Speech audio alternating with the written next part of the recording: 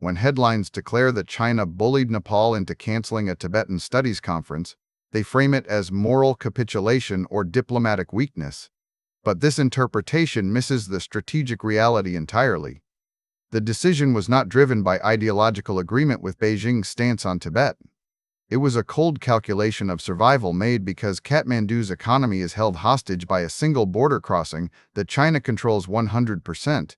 This video argues that Nepal did not trade academic freedom for moral alignment, but rather traded prestige for regime security against the only power capable of instantly choking their economic lifeline without firing a shot.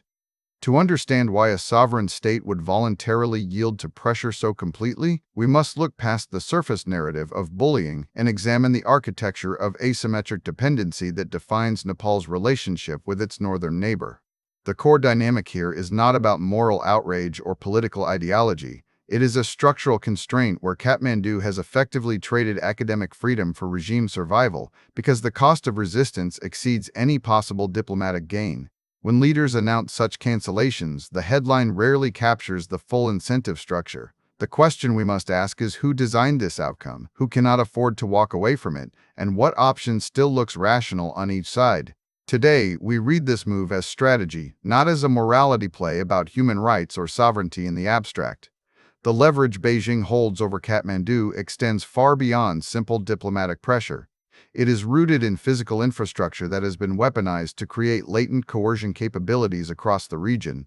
This includes dual-use railways and roads designed by Chinese firms that allow for rapid military mobilization near India's border, upstream dams capable of manipulating water flow downstream into Nepal with devastating effect, and digital surveillance systems exported via major technology firms used to monitor populations and suppress dissent before it can organize. In June 2019, during a visit from President Xi Jinping, Nepalese leader Gaurav Shumsher Thapa explicitly framed Kathmandu's support for Beijing's One China policy as pragmatic necessity rooted in economic survival rather than ideological capitulation. This was not an isolated incident, but part of a broader pattern where civilian development projects function as instruments of coercion. Quick resource note: I keep a curated set of Amazon search links in the description for books, gear, and tools relevant to this channel's topics. Some are affiliate links, so I may earn a commission at no extra cost to you. Please consider supporting the channel by using those links if you find something useful. China utilizes a strategy often described as gray zone infrastructure, where the very roads and rails meant to foster trade become tools of statecraft that allow for rapid shifts from cooperation to strangulation. By controlling the physical infrastructure underpinning Nepal's trade, Beijing holds the power to shut off commerce instantly without engaging in traditional military conflict or requiring warships at sea. A simple decision by border officials can cripple an entire economy overnight because there is no alternative corridor of sufficient capacity. This creates a scenario where the threat of economic collapse acts as a constant deterrent against any policy that might upset Beijing, regardless of how internally popular such policies might be among Nepal's own population or political class. The stakes for Kathmandu are defined by this singular point of failure in their trade network.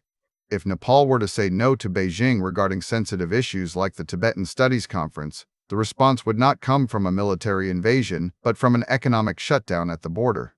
The cost of saying yes is measured in lost academic prestige and domestic political capital, which are significant but survivable losses for any government facing existential threats. In contrast, the cost of resistance involves immediate economic strangulation that could destabilize the regime itself within days or weeks.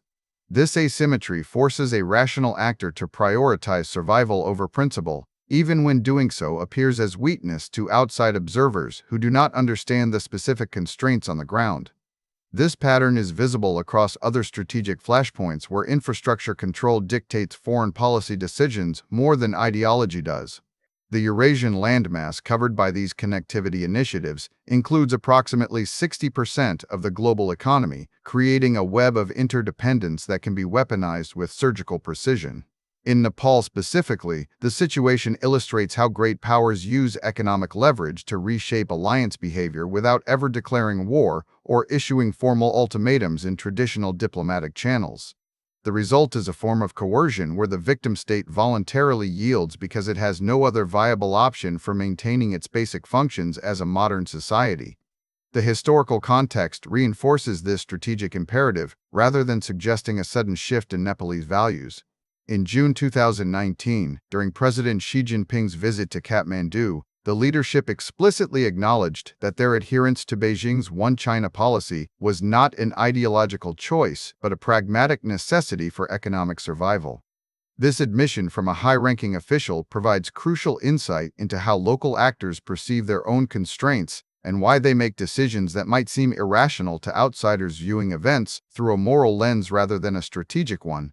The decision to cancel the conference fits this established pattern of prioritizing regime security over academic independence when faced with overwhelming economic leverage.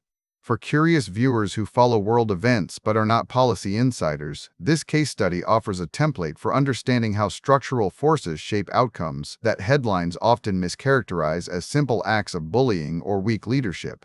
When we see sovereign states voluntarily yielding to pressure without losing face, it is usually because the cost of resistance has been made prohibitively high by asymmetric dependency rather than moral failure on either side. The real story here is not about who bullied whom, but about how infrastructure control creates a strategic environment where certain choices are eliminated before they can even be considered as viable options for national leaders operating under severe constraints. Thanks for watching all the way to the end. I am a one-person team working hard to make each video better than the last.